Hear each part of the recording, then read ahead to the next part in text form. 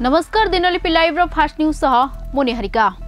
कलाहांडिया अस्मितार स्वर्णाभ स्वाक्षर हेउछि 1978 मसीह निर्मित कलाहांडीर प्रथम ओडिया चलचित्र समर्पण। एक भिन्न धरणर ओडिया चलचित्र समर्पण रे सहकारी निर्देशक भाव में सव्यसाची महापात्र प्रकाश करिसेंति। तेबे कलाहांडी ब्राह्मण समाज पक्षरु भवानीपाटना सहर स्थित टाउन हॉल रे आयोजित एही चलचित्रर पुनः प्रदर्शन कार्यक्रम रे कलाहांडी ब्राह्मण समाज सभापति तथा अभिनेता जगन्नाथ मुंड, सिने समीक्षक सूर्य देव और गीतिकार नारायण प्रसाद पट्टनायक, अभिनेता भूपिंदर सिंह, ओडिशा संगीत नाटक एकाडेमी सचिव और समाजसेवी प्रमोद अतिथि भाव में जोग देइथिले। पुरी जिला सरस्वतीपुर ग्राम पंचायतर बाली पोखरी छकरे थिबा कार्तिक नायकंकर दुकान सकाळ 5:10 रे निया लागि जळी जाइथिला।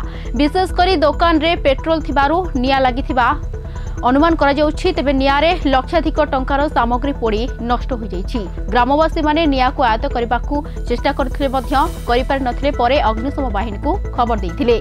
कार्तिक एही दुकान रे निजर परिवार गुजराण मेंटाउथला बेले सबु जळी पोड़ी नष्ट हो जाइथिबा सूचना मिलिछि।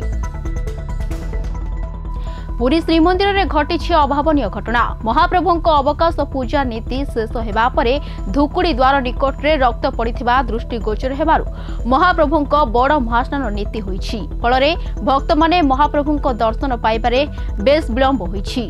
तेबे महाप्रभुଙ୍କ अवकाश पूजा नीति शेष हेबा परे सेवायत माने श्रीमंदिर धुकुड़ी द्वार निकट में रक्त पड़िथिबा देखिबा पाइथिले। तेबे परंपरा अनुसार श्रीमंदिर में महाप्रभुଙ୍କ बड़ महास्नान नीति संपन्न होईछि। जमी जालियातीर शिकार हेले केन्द्रापड़ा पट्टामुंडई अंतर्गत दोसिया ग्रामर महेश्वर स्वाई। सब रेजिस्ट्री ऑफिसर बड़बाबू, जूनियर क्लर्क एवं जने मोहरियर समेत जमी दलाल मिली भगत रे एपरी महा जालियाती होईछि। तेबे एथिरे तळठारु ऊपर पर्यंत समस्ते संपृक्त अछंती बोली महेश्वर बाबू गणमाध्यम जरिया अभियोग करिसेंति।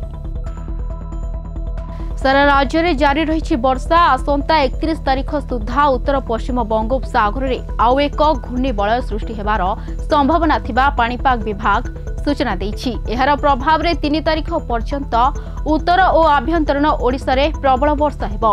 आज मध्य प्रबल वर्षा नहीं बालेश्वर, भद्रक, मयूरभंज, केन्दुझर, सुंदरगढ़ और जाजपुर जिला को येलो वार्निंग जारी करिछि पाणीपाग विभाग।